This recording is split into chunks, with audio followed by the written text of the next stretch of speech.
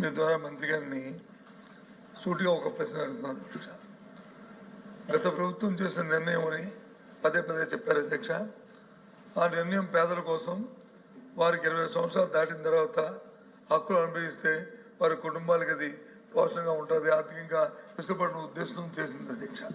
సూటిగా అడుగుతాను, దీన్ని మీరు కొనసాగిస్తారా లేదు దీని మీద మరి ఆ చట్టాన్ని రద్దు చేస్తారా? ఆ విషయాన్ని మీ ద్వారా మంత్రి గారిని అడుగుతున్నాను అధ్యక్ష.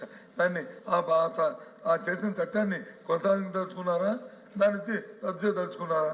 ఏదైనా అభిప్రాయం ఉంటే అభిప్రాయాన్ని మంత్రి గారు చెప్పాల్సిందిగా కోరుతున్నాను అధ్యక్ష. ఓకే అధ్యక్ష, గౌరవ సభ్యులు బొత్సగా అడిగారు అధ్యక్ష. నేను అదే చెప్పాను అధ్యక్ష, ఏదైతే పేదల పేరు చెప్పి అన్యాయంగా దోచుకున్నారో ముందు వారిని శిక్షించాల్సిన బాధ్యత ఇప్పుడున్నటువంటి మా ప్రభుత్వానికి ఉంది అధ్యక్ష. ఈ యొక్క దొంగ చట్టం తీసుకొచ్చి పేదలకు న్యాయం చేస్తామని చెప్పేసి ఆ ముసుగులో ఎవరైతే అప్పటి ప్రజాప్రతినిధులు అందరూ దోచుకున్నారో ఎప్పుడైతే అప్పుడు నాయకులు గద్దల్లా వాలి పేదలందరూ అన్యాక్రాంతం చేశారో తప్పకుండా వాళ్ళందరూ కూడా శిక్షిస్తామని చెప్పాము. ముందైతే రీవెరిఫికేషన్ జరుగుతుంది అధ్యక్ష. దాదాపుగా అన్లాఫుల్గా జరిగినటువంటి పరిస్థితి మేము ఆల్రెడీ చెప్తా ఉన్నాం. అన్లాఫుల్గా జరిగిన దాని తీరులో అధికారులున్నా ప్రజాప్రతినిధులు ఉన్నప్పుడు అందరికీ కూడా తప్పకుండా శిక్షిస్తాం అధ్యక్ష. దాని తర్వాత విల్ గో వే ఫార్వర్డ్ మేము చెప్తాం అధ్యక్ష. థ్యాంక్ యూ అధ్యక్ష. ఈ మిడిల్ టైంలో చట్టం ఉన్నట్టు లేదు అధ్యక్ష. నేను సూటిగా మంత్రిగా అడుగుతుంది, ప్రభుత్వం తప్పు చేసిన మనం శిక్షించడంలో ఎవరికి అభిప్రాయం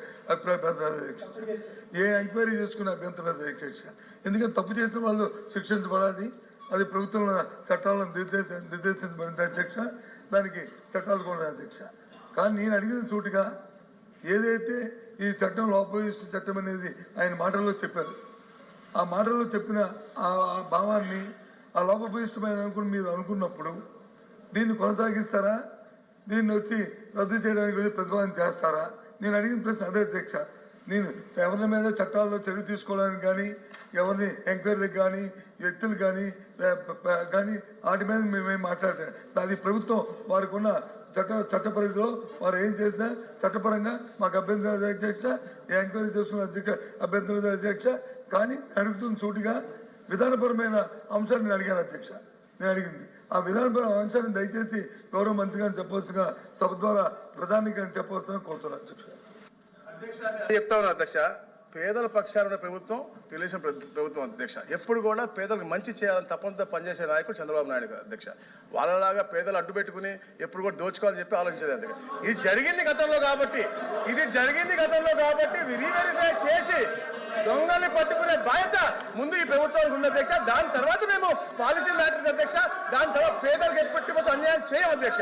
థ్యాంక్ యూ అధ్యక్ష.